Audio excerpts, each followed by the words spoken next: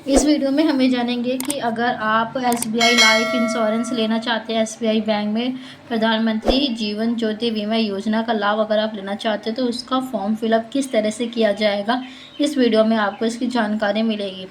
इससे पहले एक छोटी सी रिक्वेस्ट है कि अगर आपको वीडियो पसंद आए तो please like, subscribe and share करना ना भूलें। तो चलिए, इस फॉर्म को फिल करते समय आपको दो बातें ध्यान रखनी है। पहली बात तो ये कि इस फॉर्म को फिल करते समय आपके सेविंग अकाउंट से हर साल 436 काट लिए जाएंगे। और दूसरी बात यह है कि जब इस एसबीआई लाइफ इंश्योरेंस को करवाते हैं तो मान लेते हैं कि आप इस इंश्योरेंस को करवा रहे हो और आपका हर साल पेमेंट आपके सेविंग अकाउंट से कटता है, लेकिन किसी दुर्घटना से क्या होता है कि आपकी मृत्यु हो जाती है तो आपके बाद जो आपका नॉमिनी रहेगा उसको क्या होगा, 2 लाख रुपए मुआवजा दे दिया जाता है। तो इसका फॉर्म फिलअप देखते हैं। इसका करना क्या है, सबसे पहले जो आपको एक कॉलम दिखाई दे रहा है इसमें से कुछ भी आपको फिल करने की ज़रूरत नहीं है, इसे आपको ब्लैंक छोड़ देना है। ये बैंक के जो ऑफिसर्स होंगे एसबीआई के वो फिल करेंगे, इसको बिल्कुल ब्लैंक छोड़ देना है। इसके बाद देखिए यहाँ पे कुछ टर्म एंड कंडीशंस लिखी हुई हैं जिसे अगर आप चाहें तो पढ़ सकते हैं, ठीक है। और देखिए, पढ़ना है तो पढ़ लीजिए। उसके बाद करना क्या है, अब इसके बाद हमें जानते हैं। जब आप ये फॉर्म सबमिट कराने जाएंगे तो ये ध्यान रखें कि जो भी फॉर्म सबमिट होगा तो जो भी आपको फिल करना है सिर्फ आपको ये जो बॉक्स दिख रहा है इसी के अंदर फिल करना है, इसके सिवा आपको कुछ भी फिल करने की ज़रूरत नहीं है। तो एक बात तो ये रही। अब दूसरी बात ये कि आप इस फॉर्म में जो भी चीज़ें फिल करने वाले हैं वो आपके केवाईसी का जो फॉर्म आप सबमिट करवाएंगे, जो डिटेल उसमें देंगे उसी के अकॉर्डिंग ये फॉर्म फिलअप करना है। अगर आप उसके अकॉर्डिंग इसे फिलअप नहीं करेंगे तो आपका फॉर्म कैंसिल हो जाएगा, क्योंकि देखिए इस पर साफ साफ लिखा हुआ है कि जो बैंक की जो केवाईसी करवाएंगे दस्तावेज के अनुसार ही क्या करना है, आपको इसके अंदर सारी जानकारी देनी है। देखिए साफ साफ यहाँ पे लिखा हुआ है। तो इसलिए फॉर्म को सबमिट कराते समय इस बात का जरूर ध्यान रखें। अब देखिए करना क्या है। अब क्या है, एसबीआई बैंक में अगर आपका सेविंग अकाउंट है तो सबसे पहले आपको यहाँ पे पहला ये पूछा गया है कि खाता धारक का नाम। ये देखिए यहाँ पे पहला ही लिखा हुआ है। तो इसके अंदर करना क्या है, इसके अंदर ये करना है कि आपका पासबुक की कॉपी में जो भी नाम लिखा होगा वही आपको यहाँ पे फिल कर देना है, ठीक है। इसका फिल करने के बाद जो भी आपका नाम पूरा जो भी आपका सरनेम लगता है तो लगा दीजिए, लेकिन ध्यान है कि जो पासबुक की कॉपी में वही लिखना है। उसके बाद आपको करना क्या है, यहाँ पे नेक्स्ट जन्म तिथि लिखा हुआ है, आपको अपनी डेट ऑफ बर्थ लिख देनी है।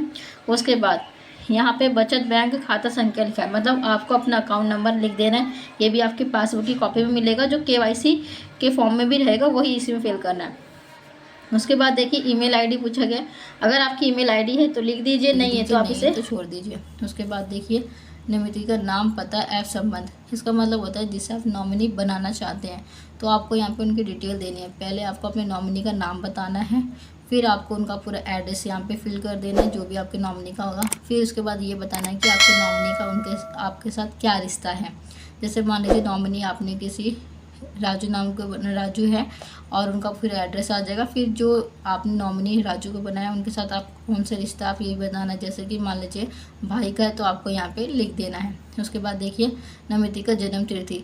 ये देखिए ये तब फिल करते हैं जब आपका नॉमिनी 18 साल से कम होता है। अगर 18 साल से ऊपर होता है तो आपको ये फिल करने की ज़रूरत नहीं होती। ये माइनर के लिए फिल किया जाता है, मेजर के लिए नहीं किया जाता।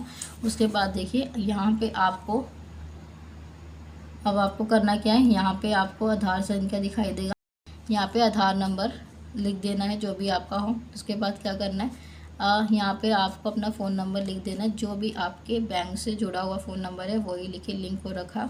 उसके बाद देखिए यहाँ पे नेक्स्ट कॉलम आपको दिखाई देगा अभिभावक का नाम और पता। यदि नमिति नाबालिग हो, अगर जिसे आपने नॉमिनी बनाया है वो 18 साल से कम होते हैं, माइनर होते हैं, तब यहाँ पे कॉलम फिल करना होता है। अदरवाइज़ फिल करने की ज़रूरत नहीं होता, क्योंकि हम मान लेते हैं हमारा नॉमिनी माइनर नहीं मेजर है, तब आपको फिल करने की ज़रूरत नहीं है। उसके बाद देखिए जो भी आपका एड्रेस जो कि आपके बैंक की पासबुक की कॉपी में लिखा होगा वो आपको यहाँ पे लिख देना है। इसके बाद देखिए यहाँ पे कुछ टर्म एंड कंडीशंस लिखी है, अगर आप पढ़ना चाहें तो पढ़ सकते हैं। उसके बाद देखिए यहाँ पे दिनांक लिखा है, जिस भी तारीख को आप फॉर्म सबमिट कराएंगे उस तारीख की यहाँ पे डेट आ जाएगी। और उसके बाद देखिए क्या करना है, अब आपको यहाँ पे अपना सिग्नेचर करना है, आपको यहाँ पे अपने सिग्नेचर कर देने। उसके बाद आपको यहाँ पे अपना पूरा एड्रेस लिख देना है। और देखिए ध्यान रखें कि आपको यहाँ पे सिग्नेचर नहीं करना है, यहाँ पे बैंक के ऑफिसर के द्वारा ही किया जाएगा। तो इस तरह से जो फॉर्म सबमिट है वो पूरा हो जाए। अगर आपको हमारी वीडियो पसंद आए तो please like, subscribe and share करना ना भूलें। Thank you for watching my video.